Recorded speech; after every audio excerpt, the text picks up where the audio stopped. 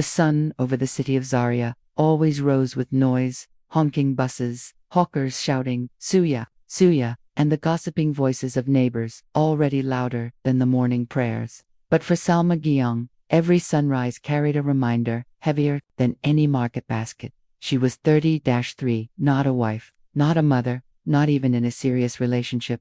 Her age had become her identity. On, 33 and still like this. You day choose men way no exist. Her cousin Tay once teased during a family gathering. Her mother, Mama Hadiza, never let it rest either. Salma, time is flying. You are not getting younger. My daughter, look at your mates, already sending their children to school. Salma had grown used to dodging bullets of questions, sarcastic smiles, and the uninvited pity of others. But inside, she sometimes felt like she was carrying a ticking clock on her forehead, one only other people could hear. Still, she wasn't without fire. With her sharp tongue and humor, she always found a way to clap back at a wedding. One auntie whispered too loudly, "Ayan, Salma, you are next." Oh, Salma smiled sweetly. "Yes, ma, and when it's your funeral, you are next too."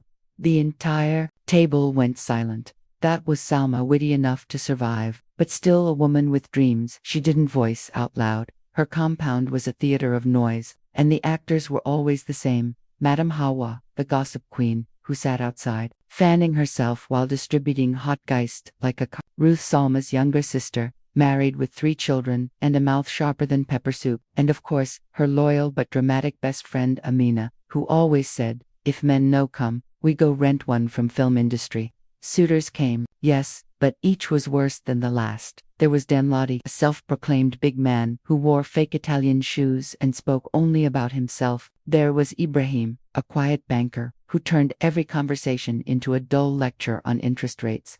And there was Pastor Gideon, who, during their first meeting, asked, "Sister, can you pray for 6 hours straight? Because my wife must be a prayer warrior." Salma nearly choked on her malt.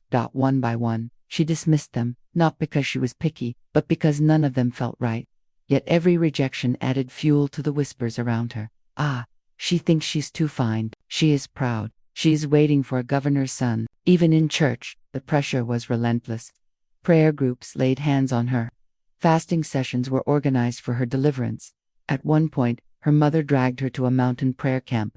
"Father," the prophet shouted, sprinkling oil on her forehead, "every spirit of delay, catch fire." Salma just sighed.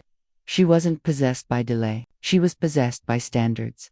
Then came Jonas Pam, the new tenant who moved into the compound. Unlike the others, Jonas didn't throw questions, advice, or pity at her. He greeted her with respect, carried his buckets quietly to fetch water, and sometimes offered to help when she came back from the market.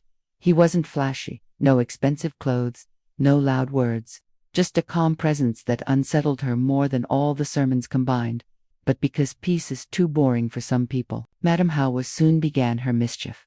One afternoon, while peeling groundnuts with neighbors, she announced, "You people don't know.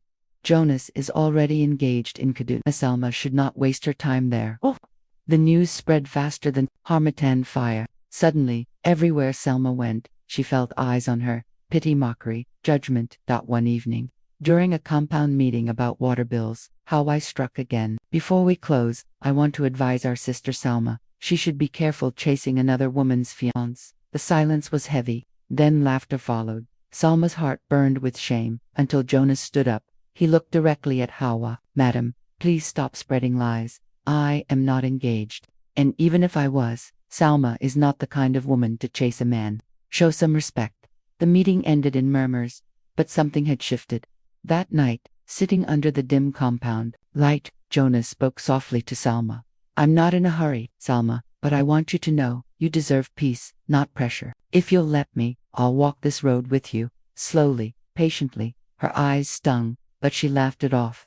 "Jonas, you talk like you're proposing." He smiled. "Not yet. I'm just telling you.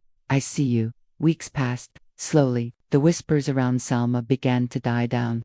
Madame Hawa found new topics. Ruth was busy with her own husband's wahala, and Mama Hadiza, seeing Jonas' quiet consistency, stopped dragging her daughter to prophets.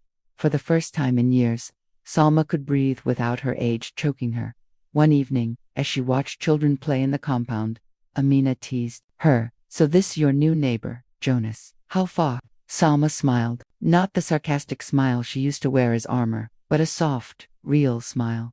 I don't know where it will end, Amina, she said, but I know this, for once, I feel like my life is more than a number, more than 33, more than people's. Pity. Her laughter rang out into the night, and for the first time, the sound wasn't defensive, it was free, because Salma had finally realized her worth was not in her age, but in her story, her strength, and the love she chose on her own terms. And if love decided to knock at her door in the quiet form of Jonas, then so be it.